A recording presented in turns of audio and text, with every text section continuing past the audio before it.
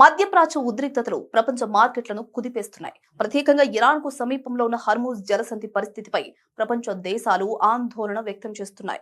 ఎందుకంటే ప్రపంచంలో ఉత్పత్తి అయ్యే ముడి చమురులో పెద్ద భాగం ఈ సముద్ర మార్గం ద్వారానే రవాణా అవుతుంది. ఈ మార్గం మూసివేయబడితే ప్రపంచ వ్యాప్తంగా చమురు సరఫరా తీవ్రంగా దెబ్బతినే అవకాశం ఉందని నిపుణులు హెచ్చరిస్తున్నారు.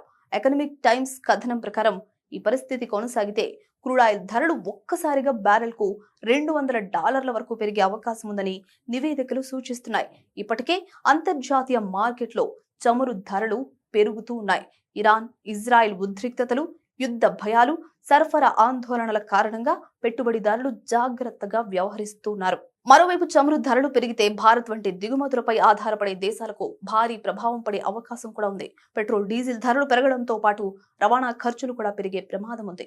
దీంతో నిత్యావసర వస్తువుల ధరలు, విమాన టికెట్లు, విద్యుత్ ఉత్పత్తి ఖర్చులు కూడా పెరిగే అవకాశం ఉందని ఆర్థిక నిపుణులు చెబుతున్నారు. ఇక ప్రపంచ దేశాలు ప్రస్తుతం పరిస్థితిని దగ్గరగా గమనిస్తున్నాయి. హర్మూజ్ జలసంధి తెరిచి ఉండడం ప్రపంచ ఆర్థిక స్థిరత్వానికి చాలా కీలకమని విశ్లేషకులు చెబుతున్నారు. రాబోయే రోజుల్లో మధ్యప్రాచ్య పరిస్థితులు ఎలా మారుతాయి అన్నదే ఇప్పుడు ప్రపంచ మార్కెట్ల దృష్టిని ఆకర్షిస్తోంది.